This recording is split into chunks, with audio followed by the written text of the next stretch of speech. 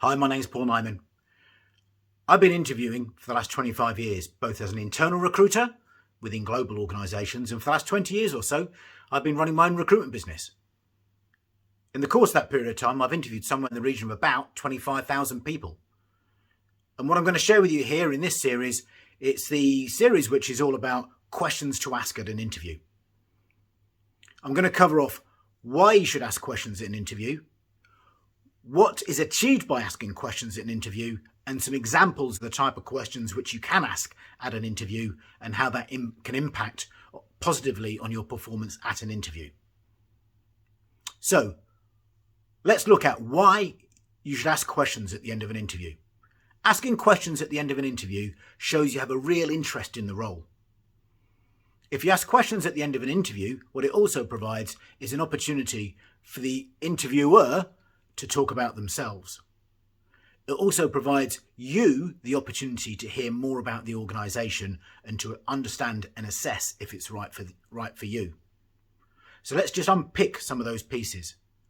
The worst thing you can do at the end of an interview is say, I don't have any questions. Because if you don't have any questions, it could be that the client has already answered all those questions for you and the interviewer has shared some of that information. But if you say, I haven't got any questions, it may illustrate to the interviewer that you don't have a high level of interest. If they perceive you haven't a high level of interest, they may reject you ahead of other candidates. The other worst thing you can do is ask about the salary and the benefits and the working pattern of the business. That's a no, no, no. Leave that for them to ask you what you're looking for, and I will deal with that in a separate series. And finally, when the interviewer has the opportunity to talk about themselves, what they will step into is a zone part of the interview, a period of the interview in which they can talk about themselves and share their experiences.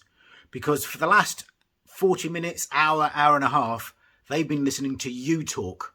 And this gives them a chance for them to talk. And if they have a chance of them talking, it allows them to share their experience, which builds relationship, rapport, and understanding about you. And that can be assimilated through the use of body languages, nod, nod, nod, yes, yes, yes, and the shaking of arms and all that sort of good stuff, but also about sharing experiences. So let's step on.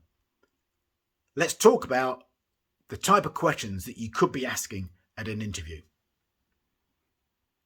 The sort of questions that you're going to ask at an interview would be, what do you enjoy about your role?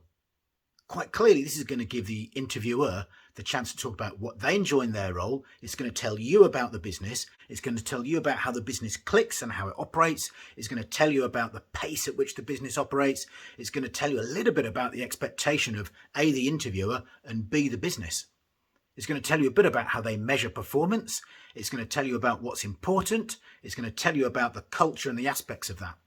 And if they're all aligned to what you want to do and what you want to be next, brilliant. If they're not, brilliant, because it means that this interview isn't worth progressing for you going forward.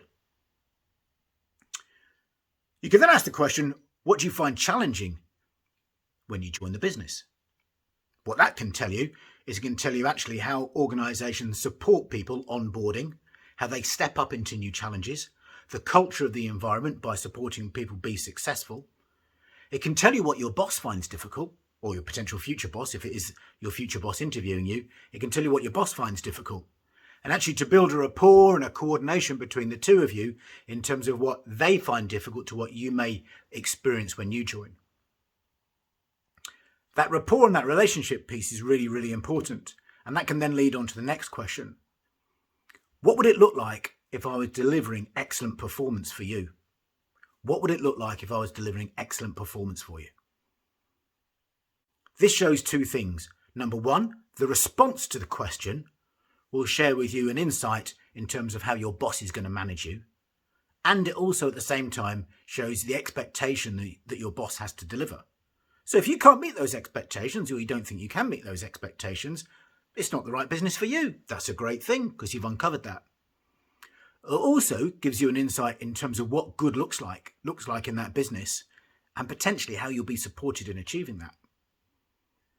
By identifying what good looks like, it provides you with an opportunity to understand what the learning and the development culture in that organisation will be.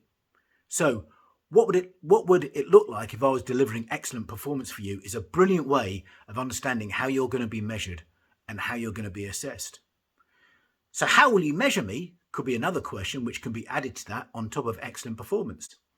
How will you measure me might tell you whether you're going to be micromanaged or whether you're going to be macro-managed, whether you're going to have autonomy to operate or whether actually you're going to be requested to provide regular updates about what you're doing. And how does that suit your working patterns?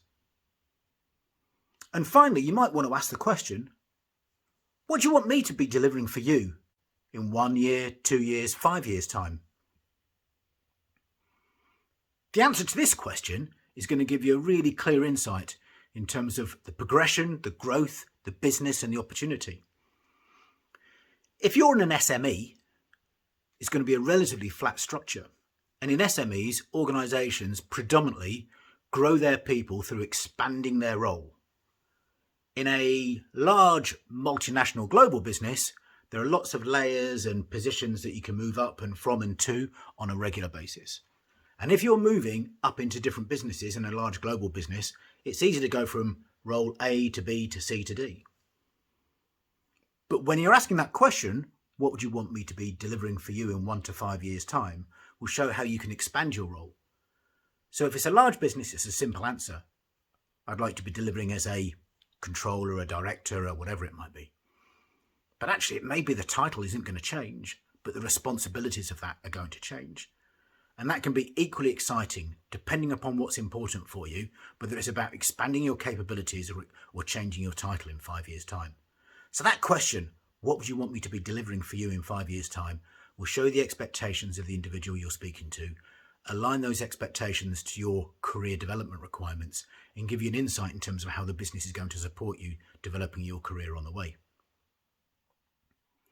This is the series, Questions to Ask at an Interview. There is no wrong question to ask at an interview, apart from one, which is, what's the salary?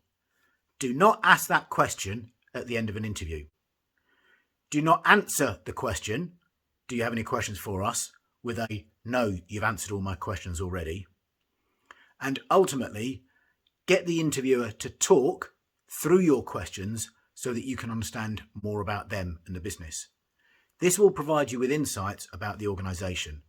With those insights, use them as much as the interviewer will use their insights about you to understand if the business is right for you as much as you are right for the business. I hope this has been of some help to you. There's a series of questions here. If you have any other questions for me, direct message me.